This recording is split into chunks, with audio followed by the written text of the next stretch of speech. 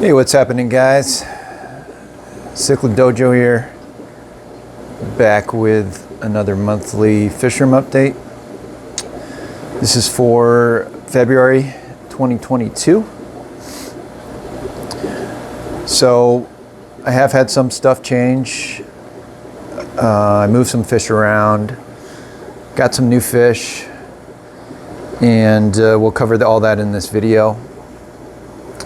Also, another key point I like to go over, stuff that's available. Have another species that I've never distributed before. They are now available. I think I mentioned that in a live video recently. So for those of you guys looking to acquire new fish and whatnot, stay tuned. We'll cover those. Also starting in this corner of the fish room today. Usually I start on the blue Texas, but we'll start from this side here. So, first rack. This is a 180 gallon on top of two 40-gallon breeders. So we'll get right in here. This is one of the big changes. I recently moved. I had this red tiger mota pair in here, and I'm really liking this male. Also the female, she's starting to show a lot more reds, and they had their first spawn. I'm growing those fry out, and I think they're almost ready to work on their second. Female definitely looks like she may be gearing up based on her belly and some activity I see. Really nice looking female. I really lucked out with these grow outs here. I didn't have many, if you guys recall, and only one female, so I not very good chances, but it worked out in the end. You can see the teeth on this guy, and these are Rio Motagua or Rio Motagua collection point. As you know, in the past I've kept and bred Rio Blancos for a while, and I wanted to try a different collection point.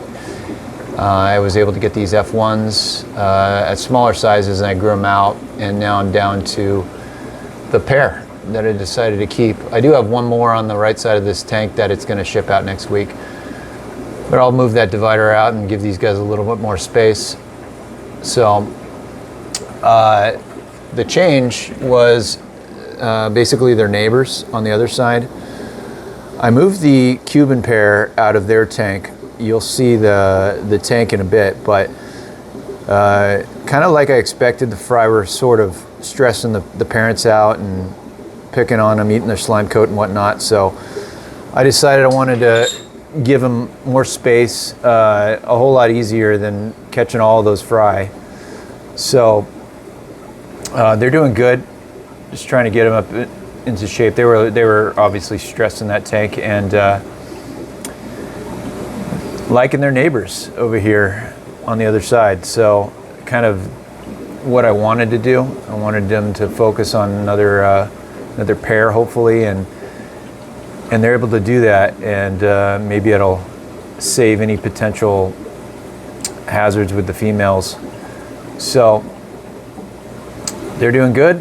It's their new home, at least for a while, until I need to move things around or decide to do things.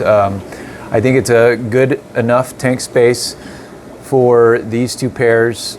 The mota pair is very small for motas, and these Cubans are not too big either, and so they have basically a 6 foot 180 split for them to do their thing. So, and I'll probably for next batch siphon the fry out. I don't think I'm going to let them roam around, and if I did, they would probably get sucked up the filter or eaten by the other pair on the other side. So they're doing pretty good, and these Cuban fry will go over in a bit. It's not much longer, I wouldn't think, before they're ready. So let's move along. Oh yeah, and the dithers, I split up the dithers, so there's I believe 2 or 3 silver dollars on each side, and they kind of school up through the divider, same as the blue Texas, kind of the same thing I do. But anyways, new pairs. in their 180. Down below, you'll see over here, always skittish. I put the lights on so you guys can at least see them, but these are F1 Andino Cara Stahlsbergi fry. And I do have some bigger ones in here from a batch some time ago that I was growing out in a 10-gallon. And they're not available because I think I'm going to do a grow out series on them. But I do have plenty in the 1 inch or so, 1 inch plus range. Those are available. So message me if you guys are looking for some true green terrors, and we'll see their parents here shortly. On the other side, hiding down there are, it's a good sized group. I'd say maybe 50 to 80 of the Multifaceted, previously known as the Frederick Stahlsbergi, the Freddies, off of my big pair, which we'll go check out soon. And these are available, probably 1 inch plus range as well. So message me if you're interested in either of those. All right, so we'll go to the next rack. This is a 75 gallon on top of a 60. And the 75 gallon has the Panamensis and the maculapinnis. And I really need to do an update video on these guys because these maculapinnis are really starting to shine lately and develop. And you can see this big male right here. I'm sure his colors aren't coming through that great, but they are sort of being pushed to the side because there is another Panamensis spawn. And I'll get in on the pair here.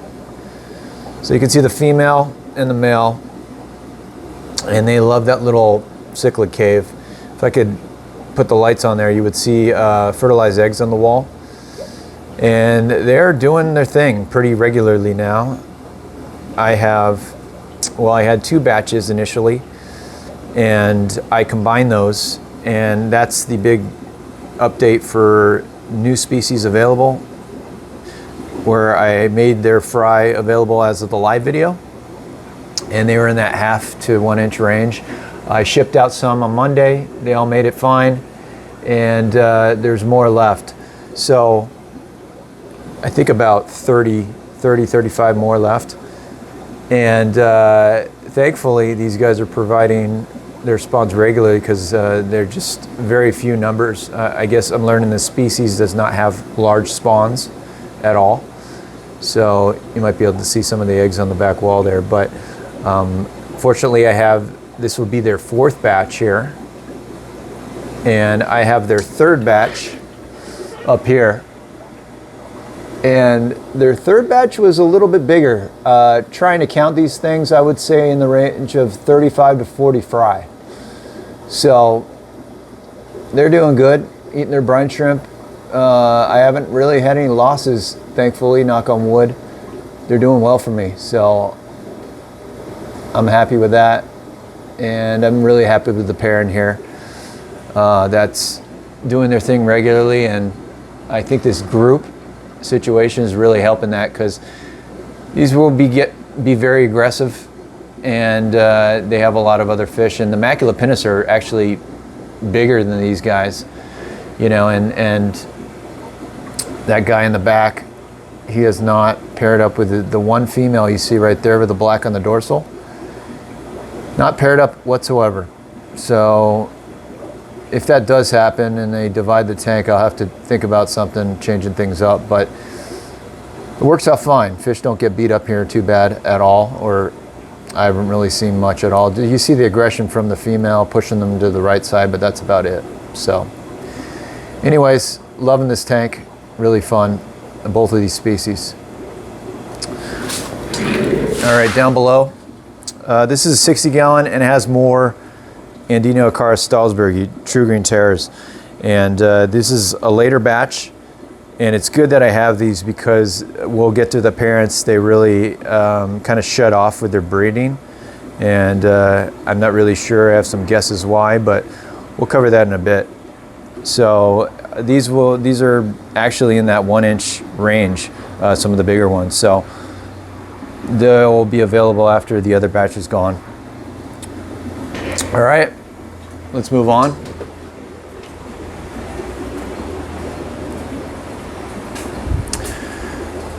So now is where we normally start. This is a rack which has a 150 gallon on top of, I believe it's like a 70 gallon, 5 foot long tank. I'm sorry, maybe bigger, 80 gallon. And this is what I usually focus on the live videos, and it houses both of my blue Texas breeding pairs. I usually only pull fry from the pair on the left, and that's what I have available right now. And because I get a good enough amount from these guys, I really don't need to pull fry from the other pair. But I have them kind of as a backup. And you can see this male, definitely one of my favorite males, and he's been eating well for a good amount of time now. I've mentioned previously that he would go through a couple week periods where he doesn't eat, and might have had something to do with the breeding, but he's doing really good. And you can see the female on the other side breeding dress right now. That's because I have some of the pair on the left's fry in the breeder box up above. Really loving that female, and she's always aggressive like that when I have the fry up there. You can see it's a smaller batch up here, but they're doing really good. And I have 2 batches bigger than this, and the biggest of which are available. Definitely not large. They're moving faster than I can grow them. So they're in that, I'd say, 1/2 to 3/4 of an inch size, but for Carpentis that's more rounder than, you know, like a Festae or something like that. So a little bit bigger fish than the size is showing. And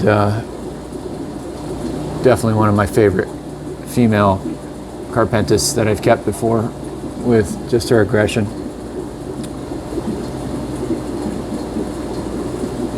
And the other male. So anyways, these guys are doing good. Really loving these. Let me know if you're interested in some of their fry. Down below, I'm not going to turn the light on. I did, and this guy didn't like it. He went to hide. I don't know what's up with him, but the Multifaceted pair, yeah, still aggressive. Maybe he just was spooked for a second when I turned on the light. But anyways, this is what the fry are off of, guys. Big wild caught male here, and I've had him for a long time. So message me if you're interested in his fry. Let's move down here. This is a 120 gallon, 4-foot rack, 120 gallon tank on top that houses the Andino car Stahlsbergi. See if we can get in here. Obviously a more shy and skittish species, but you can see the male, the breeder male right there hanging out. It's absolutely beautiful fish. I love keeping these. And I think one of the reasons why they've slowed down somewhat is his female just really caught up to him in growth. And she's always been a big eater. He hasn't been until recently. Let's see if we can find some of them over there. There's some more in the group. And maybe the size thing had something to do. I don't see her bullying him or pushing him around, but maybe that had something to do with it. But, you know, feeding him pellets and whatnot hasn't been, I haven't been very successful at that, especially with the dominant male. He really prefers flake food, so I've kind of just given into that, and I'm doing more of the flake food, and he's eating a lot more. So I think that going forward, that's just what it's going to be. Flake food rather than pellets for these guys just seems to be their preference. And again, these are wild caughts. I think the group is about 8 or 9 fish right now. And I have F1 fry available if you guys are interested.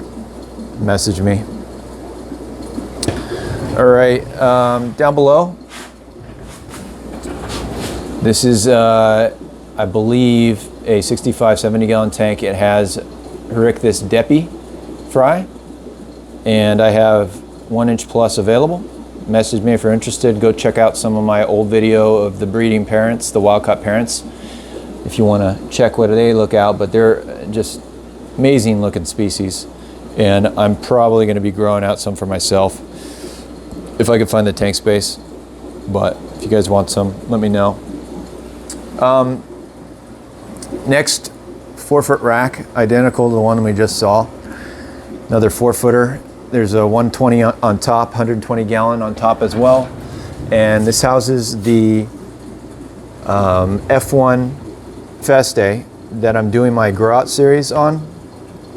And you can really see, man, some of the spangles on, I guess that would be a male, not the dominant male, really starting to come through. And you could really start to tell some of the females now. That I would guess is a female. And you can kind of see the red coloration, especially on the face, and the spangling starting to disappear. And little hints of that black on the dorsal, but not quite yet. The dominant male, that would be this guy here. He's probably in that 5-inch range. Lots of spangling on these guys, and they're doing really good. And another big news, my buddy, before a while ago, he got some fry off of my second wild-caught pair, the pair I don't usually get too much fry from, and he grew out a batch, I think like 10 of them, and he got them to about the size of this male, and unfortunately it looked like it was very male heavy, and so he's handed me over some 3 males from that bloodline, which is different from this one, and they're F1 Rio Gaius as well. And I got them down below in quarantine tank. I don't think we'll be able to see them, but they're down here, and they're one right there. They're looking really nice, lots of spangles, good barring. Got one up in there because I didn't have an extra divider, and then there's one hiding in the back. But my plan here is to remove this one big male and put him somewhere else, and add those 3 males into here. And it's easy, it'll be easy to track because the males are just such a difference in size than the rest of the batch. And see if I can pair off one of those different bloodline males with, there's 2 females that are around 4 inches, I would say, 3.5, 4 inches, and see if I can get some pairing, unrelated Rio Gaius pairs here. That would be definitely the goal if I can, and we'll see how that goes. So I'll definitely do that update in the grow out series video, but I'm happy to get those in. And of course my buddy needs some females out of there, so after I pair off 1 or 2 of the females in here, he's going to get his pick at the next ones. So anyways, they're doing good, the Festae. And this next one is a 75 gallon on top of some 10 gallons. And this is where I think I mentioned I'm going to be doing the Multifaceted grow outs series. And you can see these guys just, man, these things eat. There's like a bottomless pit. They're just really big eaters. And these came from that same batch. Since I've had them separated over here, just been power feeding them and doing really good water changes, and they're growing fast. So I'm excited to do this, and we'll probably get a grow out series video hopefully within a month, maybe a month or 2, once these guys start coloring up a little bit and there's more fun stuff to watch. So they're doing good, and at some point there will be made available, a lot of them, kind of like I did the Insolatum videos. So keep an eye on that if you're looking for some bigger Multifaceted or Freddy fry. Down below, always frying these 3 10 gallons. On the right, we have some more F1 Rio Gaius Festae. In the middle, these are some of those blue Texas, the biggest batch that's available, and I've been going through them, so I always try to get the biggest first, so that's what you'll get. And to the left I have Trimacs, those Rio Naranjo Trimac fry off of my old big pair that I'm growing out. I got them right before I shipped out the pair, so figured why not grow them out. So those fry are all doing pretty good down below. Next video, our next tank, as you know, the 240 gallon is split with Festae, and we'll go right into the big pair, which I did an update video not too long ago on these guys, so go check them out with some good lighting, no glare, but they're doing good. There's a female hanging out right there. I don't have a breeder box on the top of this tank right now with fry, so that's new. It usually always has some fry, but this female, she's looking great, and the male as well. So my favorite species is wild caught Rio Gaius pair. Couldn't be happier with them. Loving the male, loving the female, and loving the fact that they have so far coexisted without any real issues, and giving somewhat regular spawns. So I have their fry available, and we'll see those here in a second. And on to the next side, we have the other pair, or the odd love triangle with, this is the non-dominant female in here, and the dominant female just spawned in that pot. I don't know if you can see. She's still in there, I can't tell, but she had eggs, and I didn't really pay attention to it if they were fertilized. And there's the one male, the lucky guy. He's got two females to choose from. Kind of like a backup.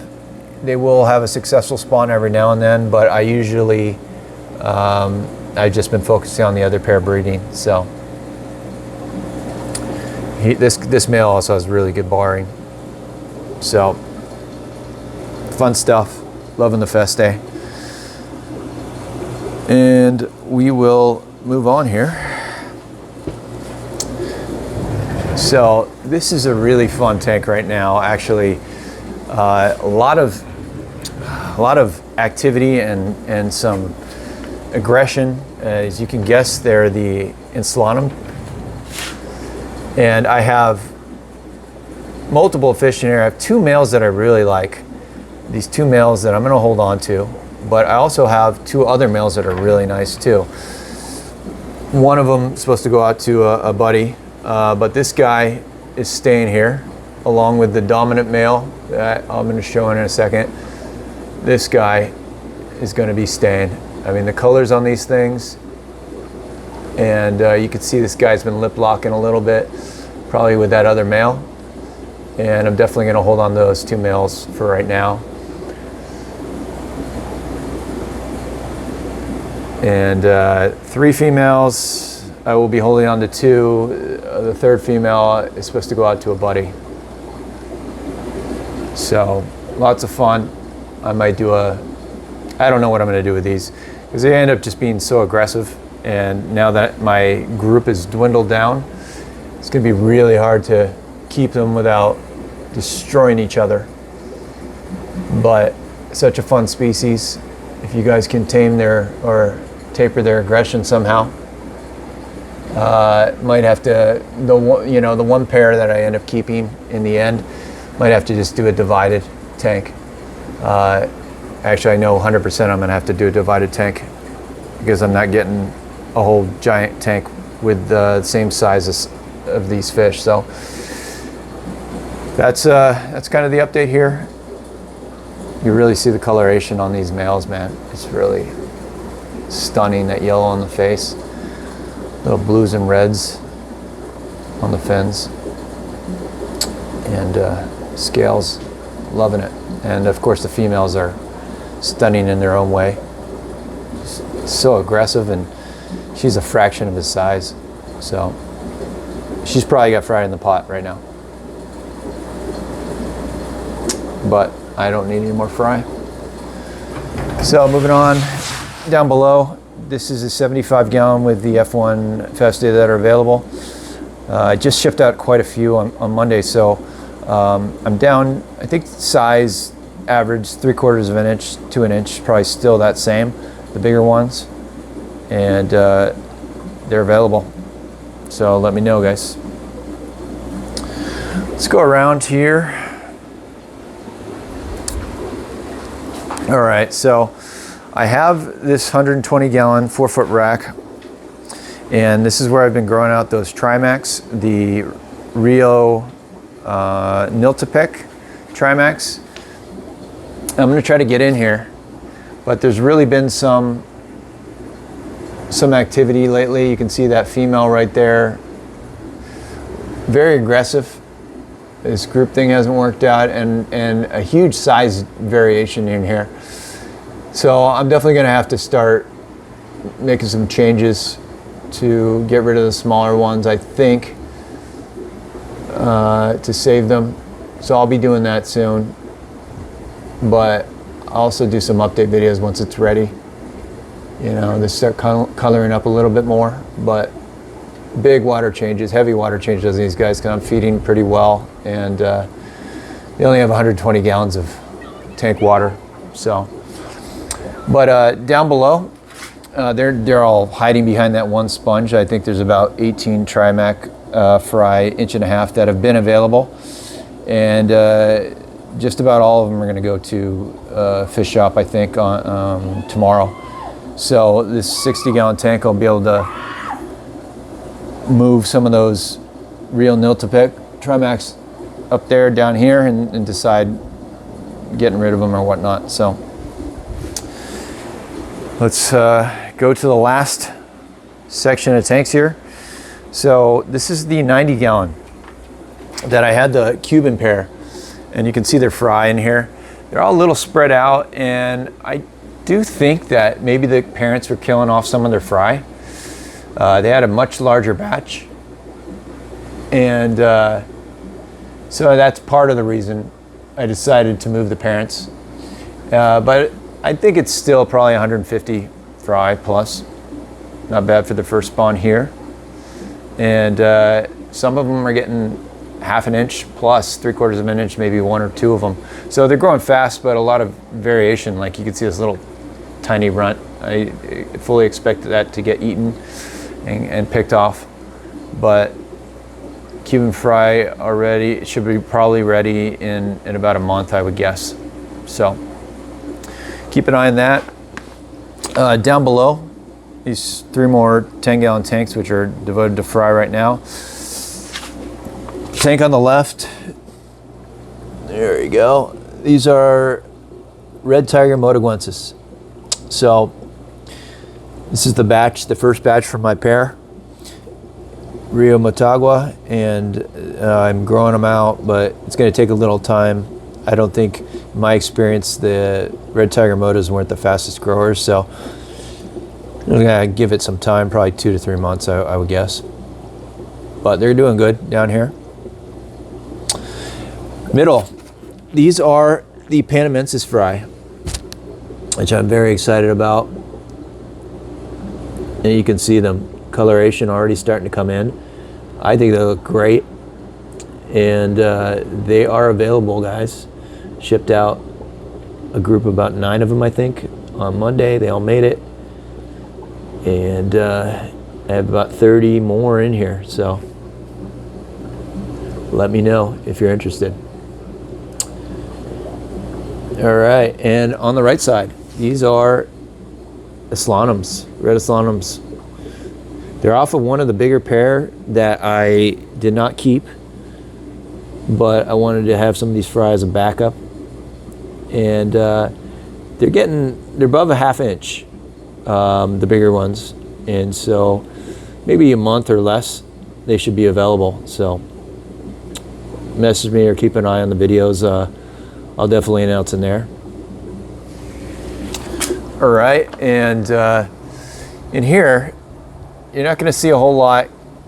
Well, you actually, hey, look at that male. These are the Nanoluteus I got from a buddy of mine. They're very old, I think, and pretty large. Two of the males. The two males that I got are big. I'd say in the 5-inch range. And yeah, I was offered them and I couldn't resist. I am working on some of their fins. Some of their fins weren't growing back. They're probably damaged from previously. And so I was doing some stuff with them. I'm trying to get them into shape and maybe viewable shape, and we'll see. But working on also on a spawn, hopefully. So